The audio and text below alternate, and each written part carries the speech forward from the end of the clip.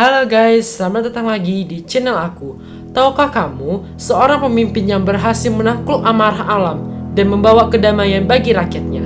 Kisahnya diabadikan dalam sejarah sebagai legenda pemimpin dan pengorbanan. Mari kita telusuri jejak sang penguasa bijaksana Yu yang agung. Ia dikenal sebagai pendiri dinasti Xia dan pahlawan yang berjasa mengendali banjir besar. Penasaran dengan kisahnya? Tanpa lama-lama lagi, mari kita mulai.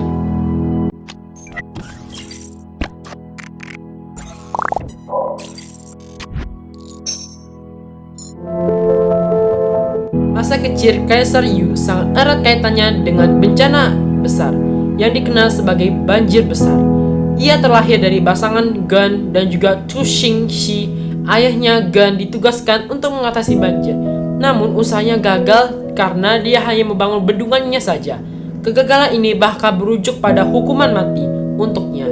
Yu tumbuh di tengah penderitaan akibat banjir yang tak kunjung surut-surutnya, dan ia menyisakan langsung kegagalan. Pengalaman inilah yang menempa dirinya.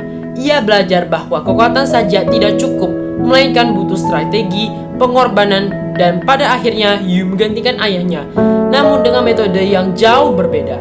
Ia tidak menahan air, melainkan mengalir air melalui kanal-kanal, sebuah solusi yang akhirnya berhasil.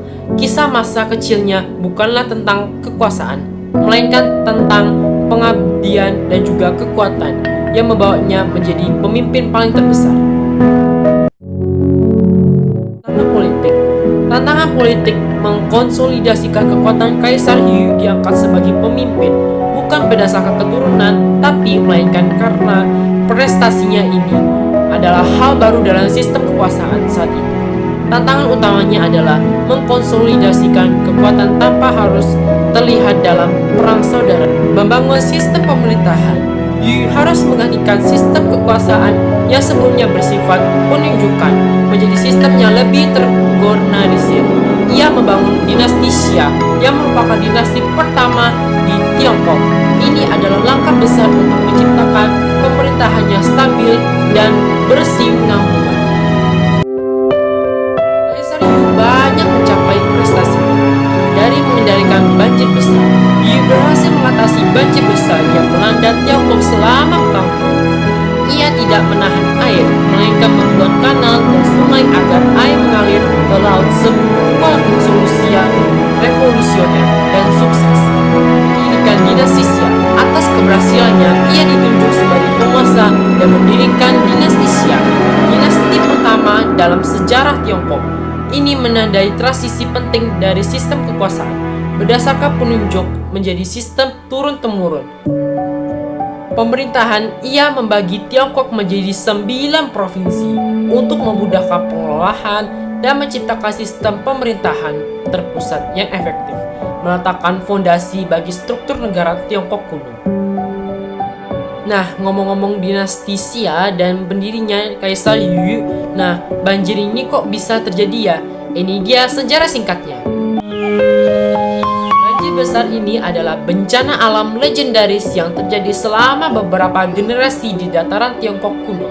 Air bak yang meluap dari sungai-sungai utama menyebabkan kehancuran pertanian, merenggut nyawa, dan membuat rakyat hidup dalam ketakutan. Awalnya Kaisar Yao memuaskan seorang pria bernama Gun, ayah dari Yu, untuk mengendalikan banjir selama 9 tahun.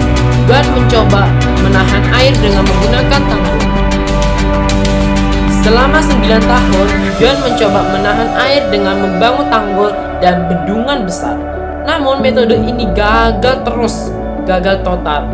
Air terus naik dan meluap sehingga Gun dihukum mati. Setelah itu, Yu mengambil ahli tugas ayahnya. Ia belajar dari kegagalan. Gun mencoba mengadopsi pendekatan yang sama sekali baru. Ahli-ahli ini menahan air. Yu memimpin ribuan pekerjaan untuk mengalir kanal dan melebarkan sungai, mengarah aliran air secara alami. Setelah 13 tahun kerja keras tanpa henti, akhirnya berhasil mengendalikan banjir. Keberhasilan ini tidak hanya menyelamatkan rakyat, tetapi juga menunjukkan kepemimpinan dan dedikasinya yang sangat luar biasa. Atas prestasinya, ia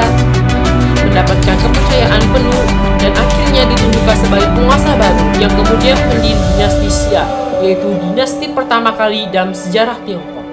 Jadi kesimpulannya, warisan abadi Kaisar Agung dan akhir dinasti Xia. Dinasti Xia berdiri sekitar 2070 sebelum Masehi.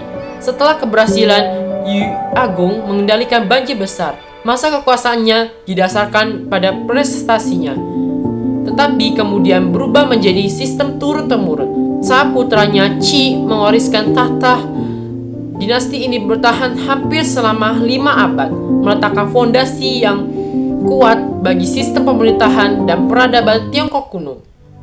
Kaisar Yu akhirnya meninggal sekitar tahun 2025 sebelum Masehi, dan menurut sejarah atau catatan sejarah Tiongkok, ia dilahirkan di tempat yang sekarang menjadi bagian dari wilayah Weichong di Sichuan atau Gunung Seifeng di provinsi Zhejiang. Setelah kematiannya, dinasti Xia akhirnya runtuh sekitar 1600 sebelum Masehi. Di bawah kekuasaan raja terakhirnya, yaitu Raja Jie yang dikenal sebagai seorang tiran, kejatuhan ini menandai akhirnya dari dinasti pertama dan membuka jalur bagi berdirinya dinasti Shang. Nah, itu dia kisah lengkap tentang Kaisar Agung Yu, sebuah kisah yang mengajarkan kita bahwa kegagalan bukanlah akhir, melainkan awal dari sebuah kemenangan besar. Kalau kamu suka cerita sejarah seperti ini, jangan lupa dukung channel ini dengan menekan tombol like dan subscribe sekarang juga. Sampai bertemu lagi di episode-episode yang akan mendatang dengan cerita-cerita sejarah yang tak kalah seru. Tetap semangat dan salam kisah martial. Bye.